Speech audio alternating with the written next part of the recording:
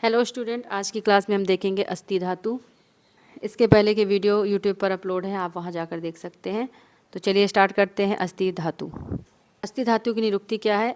अस्यते क्षिप्यते इति अस्थि, अर्थात जिसे फेंका जाए या प्रवाहित किया जाए उसे अस्थि कहते हैं। मृत्यु पर्यंत अवशिष्ट रहने वाली अस्थि को प्रवाहित किया जाता है, इसलिए इसे अस्थि कहते हैं। अस्थि की व्युत्पत्ति क्या है? अस्थि पृथिव्य अनिलात्मक, अर्थात अस्थि धातु पृथ्वी और वायु महाभूत की अधिकता से उत्पन्न हुई है। तो अस्थि धातु में कौन से महाभूत की अधिकता होती है? तो वायु और पृथ्वी। पृथ्वी दृढ़ता देती है। डल्हट जी के अनुसार अस्थि धातु में पृथ्वी और वायु महाभूत के साथ तेज महाभूत की प्रधानता होती है। तेज की उपस्थिति में ही मेद धातु खरता को प्राप्त होकर अस्थि रूप में हो जाता है। पृथ्वी और वायु के साथ में अग्नि का भी सानिध्य होता है। अग्नि की भी महत्वपूर्ण भूमिका होती है। तेज महाभूत उसमें प्रधानता होती है, क्योंकि तेज की उपस्थिति में ही मेद धातु जो है वो खरता को प्राप्त होता है, तब अस्थि रूप हो जाता है। अस्थि का पर्याय की कसम कुल्य अस्थि च। अस्थि को कीकस और कुल्य भी कहा जाता है, क्योंकि यह शरीर को आकार प्रदान करता है तथा गति में सहायक होती है, इसलिए इसे कीकस और कुल्य भी कहा गया है। ठीक है, तो शरीर को आकार कौन प्रदान करता है? अस्थियां ठीक रहती हैं तो आकार सही रहता है। ठीक है, और गति अस्थियों से ही, पैर से ही हम चल पाते हैं ना, तो अस्थियां जो है गति में भी सहायक होती हैं।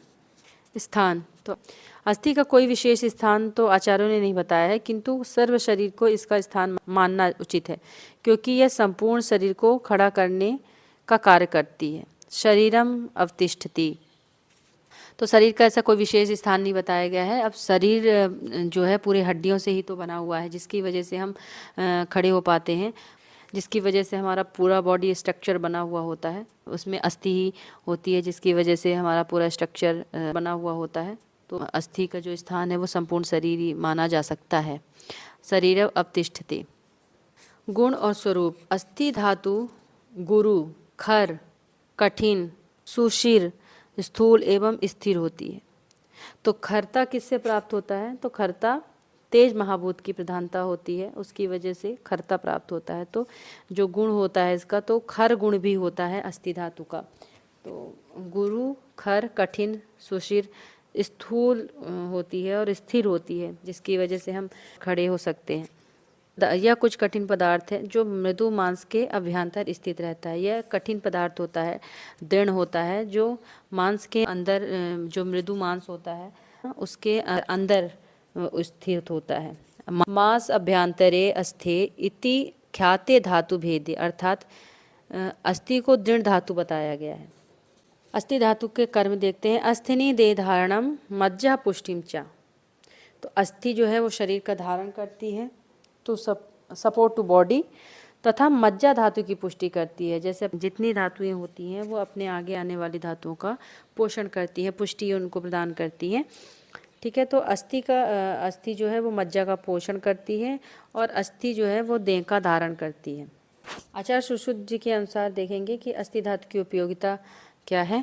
अभ्यंतर्गतः सारैर यथा तिष्ठन्ति भूरुहा अस्थि सारैस्तथा देहा ध्रियन्ते देहीनां ध्रुवं तस्माच्चर विनष्टेषु त्वङ्गमासेषु शरीरिणाम् अस्थिनी न विनश्यन्ति साराण्येतानि देहीनां मांसन्यत्र निबद्धानि स्नायुभिस्तथा अस्थिन्य अलम्बनं कृत्वा न सीर्यते पतन्ति वा, अर्थात प्राणियों का शरीर अस्थियों के सहारे उसी प्रकार खड़ा रहता है जिस प्रकार वृक्ष अपने अभ्यंतर सार के सहारे खड़े रहते हैं। तो जो प्राणियों का, अभी हमने कहा कि जो प्राणियों का स्ट्रक्चर है वो हड्डियों से ही बना हुआ होता है, अस्थियों से ही बना हुआ है, तो उसी के सहारे जो प्राणी है वो खड़ा रहता है। तो एक एग्जाम्पल देते हुए आचार्य सुश्रुत जी ने बताया कि जिस प्रकार वृक्ष अपने अभ्यंतर सार के सहारे खड़ा रहता है, उसी तरह जो शरीर है हमारा वो अस्थियों के सहारे खड़ा होता है। समय के साथ शरीर की त्वचा एवं मांस नष्ट हो जाते हैं। तो जैसे जैसे समय निकलता जाता है, समय के साथ शरीर की त्वचा जो होती है, मांस, वो नष्ट होते जाते हैं, किंतु हड्डियाँ नष्ट नहीं होती हैं, क्योंकि ये शरीर के सार होते हैं। तो शरीर का सार क्या है? अस्थि है। सिरा एवं स्नायुओं के द्वारा मांस धातु अस्थियों से बंधी होती हैं। तो सिरा और स्नायुओं के द्वारा जो मांस धातु है वो अस्थियों से बंधी होती है। इस प्रकार अस्थियों का अवलंबन मिलने से ये ना तो नष्ट होते हैं और ना गिरते हैं। वायु इनके अंदर सुशिरता लाता है, अवकाश लाता है। सुशिरता का मतलब अवकाश या छिद्र युक्त होता है, तथा स्नेह इनके अंदर मेद भरता है। तो ये सुशिरता हुआ ना, अवकाश हुआ हड्डियों के बीच में, ठीक है, तो ये वायु की वजह से हुआ। अब उसके अंदर क्या भरा हुआ होता है? तो उसके अंदर मेद भरता है, ठीक है। यही स्निग्ध पदार्थ मज्जा कहलाता है। तो यही जो स्निग्ध पदार्थ होता है ये मज्जा कहलाता है, जिसका पोषण अस्थियों का कर्म बताया गया है। तो बड़ी अस्थियों में हमने पहले भी पढ़ा था कि बड़ी अस्थियों में क्या होता है, तो मज्जा होती है, और छोटी छोटी जो अस्थियाँ होती हैं उदर और जो अणु अस्थियाँ होती हैं उनमें मेद भरा हुआ होता है। आचार्य बागभट्ट जी के अनुसार शरीर का ऊर्ध्व धारण अर्थात ऊर्ध्व ऊपर को खड़े रहना यानी सीधा खड़े रहना तथा मज्जा धातु का पोषण अस्थि के द्वारा होता है। तो मज्जा धातु का पोषण किसके द्वारा होता है? अस्थि के द्वारा। क्या उत्तरोत्तर जो धातुएं होती हैं वो अपने अगले आने वाले धातुओं के पोषण करती हैं। तो अस्थि जो है वो मज्जा धातु का पोषण करती है। धारणम धातूनाम श्रेष्ठम कर्म क्रमात् स्मृतम, अर्थात जो अस्थि का श्रेष्ठ कर्म होता है वो क्या होता है? धारण करना होता है। अस्थि धारण का काम करती है, तभी तो हमारा शरीर खड़े होने में समर्थ होता है, खड़े हो पाता है। हमारा शरीर जो है वो अस्थियों पर ही टिका है। आचार्य सुश्रुत और आचार्य चरक जी के अनुसार अस्थि की उपधातु नहीं बताई गई है, किंतु शारंगधर जी कहते हैं कि दांत की उत्पत्ति अस्थि धातु की उपधातु के रूप में होती है। तो आचार्य सुश्रुत और बागभट्ट जी ने कोई उपधातु नहीं बताई है अस्थि की। अगर आपसे क्वेश्चन किया जाता है कि कौन से आचार्य ने अस्थि का उपधातु बताया है, तो आपको बताना है कि शारंगधर जी ने। कौन सी उपधातु होती है अस्थि की? तो दंत की जो उत्पत्ति होती है वो अस्तु धातु की उपधातु के रूप में होती है। आचार्य चरक जी के अनुसार किट्टम केश लोम अस्थनु, अर्थात किट्टम का मतलब होता है मल, है ना। तो अर्थात केश एवं लोम अस्थि के किट्टांश से बने हैं। अस्थि का मल क्या होता है? केश और लोम जो होते हैं वो अस्थि के मल कहे गए हैं। श्यान खरोम चा, अर्थात सुश्रुत जी के अनुसार नख तथा रोम अस्थि के किट्ट हैं। तो आचार्य सुश्रुत जी ने अलग बताए हैं, उन्होंने नख को ऐड किया है। नख तथा रोम अस्थि के किट्ट बोले गए हैं या मल बोले गए हैं।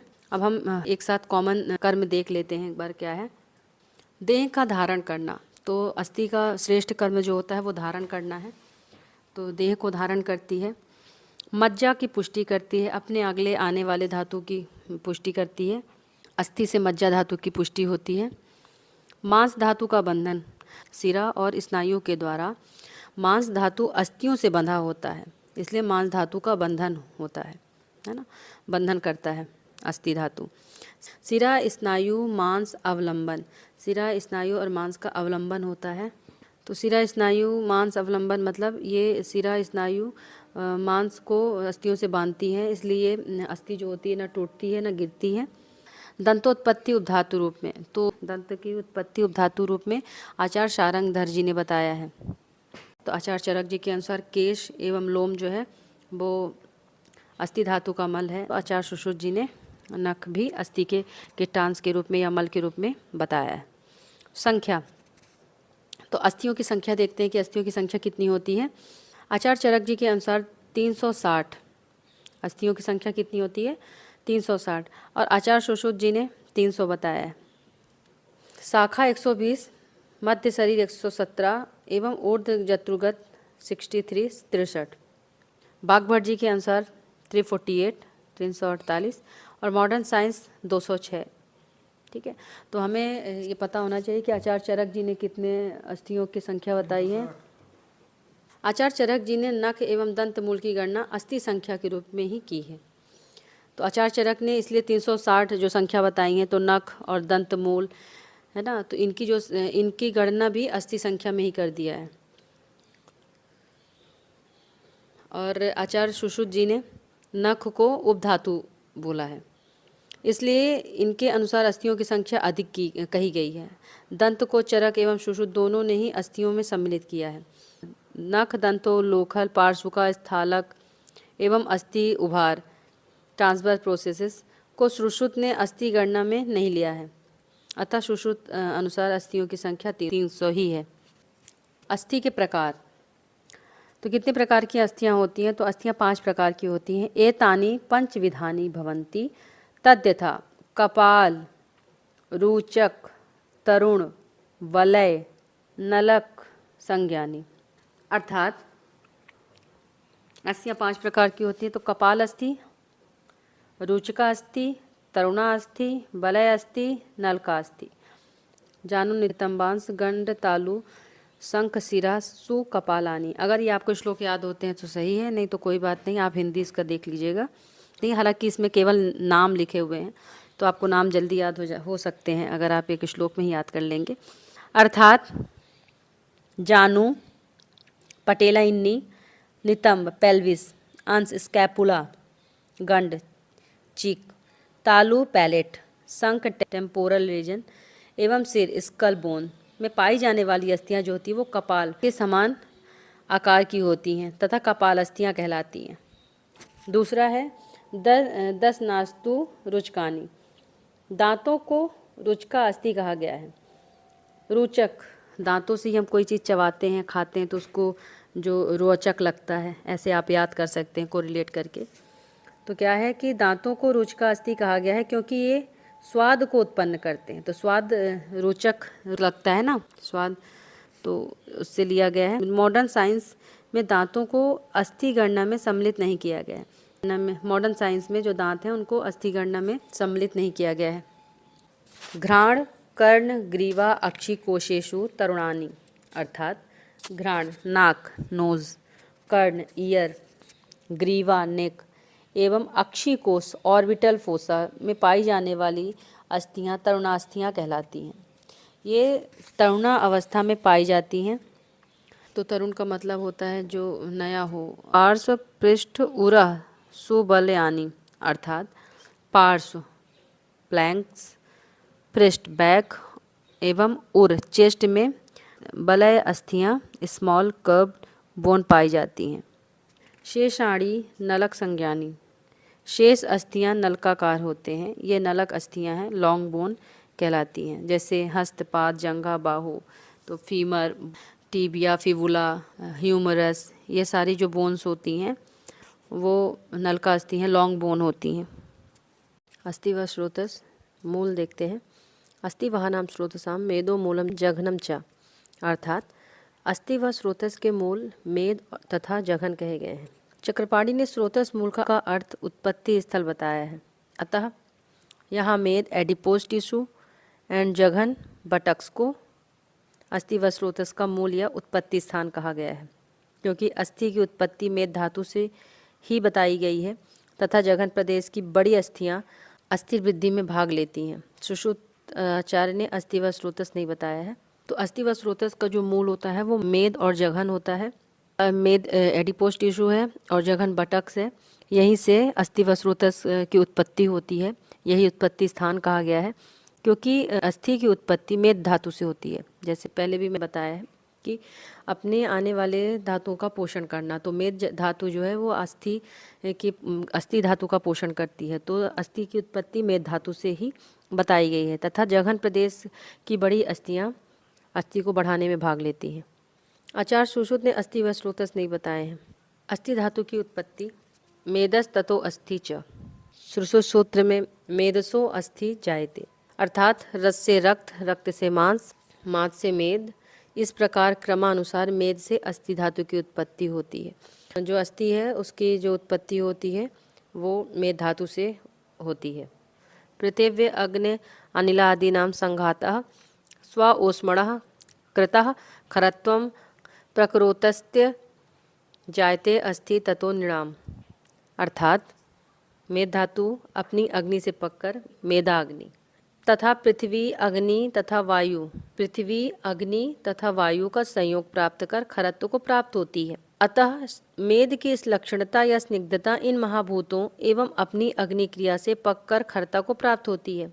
डल्हण के अनुसार मेद के प्रसादांश के सूक्ष्म भाग के अस्थि सधर्मी अंश पर अस्थि अग्नि की क्रिया से प्रसाद और किट्ट भाग बनते हैं। प्रसाद भाग से अस्थि धातु बनती है और किट्ट भाग से केश तथा लोम बनते हैं। जो मेद धातु है, मेद धातु की अग्नि का काम होता है। अग्नि मेदा अग्नि पक कर या पाक होकर खरता को प्राप्त होती है। और मेद के प्रसादांश, अब जो मेद के प्रसादांश के सूक्ष्म भाग के अस्थि सधर्मी, तो सूक्ष्म भाग जो होता है वो आगे की ओर बढ़ता है और अस्थि सधर्मी अंश पर अस्थि अग्नि की क्रिया से प्रसाद और किट्ट भाग बनते हैं।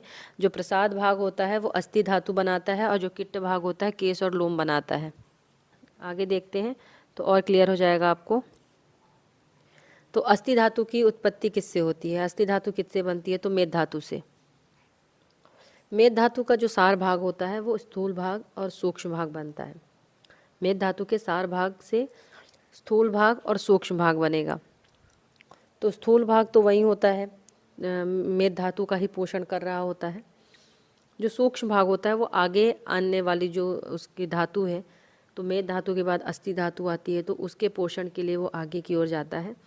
तो सूक्ष्म भाग अस्थि सधर्मी अंश, जो अस्थि के समान अंश होते हैं, उनका पोषण करती है। और उपधातु, सूक्ष्म भाग दो भागों में डिवाइड हुई ना, तो उपधातु मेद धातु की उपधातु बनाती है और जो अस्थि के समान अंश होते हैं उसमें अस्थि अग्नि की क्रिया होगी। अस्थि अग्नि की क्रिया के बाद दो चीज़ें बनेंगी, सार और किट्ट। तो जो किट्ट भाग बनेगा वो केश और लोम होगा। जो सार भाग बनेगा तो वो भी स्थूल और सूक्ष्म बनेगा। तो जो स्थूल भाग होगा वो वहीं पर रहकर जो अस्थि का वो पोषण करेगा और जो सूक्ष्म भाग होगा वो आगे आने वाले धातु के अंश का पोषण करेगा और फिर उसके अग्नि की क्रिया होगी, फिर उसमें सार और किट्ट भाग बनेगा।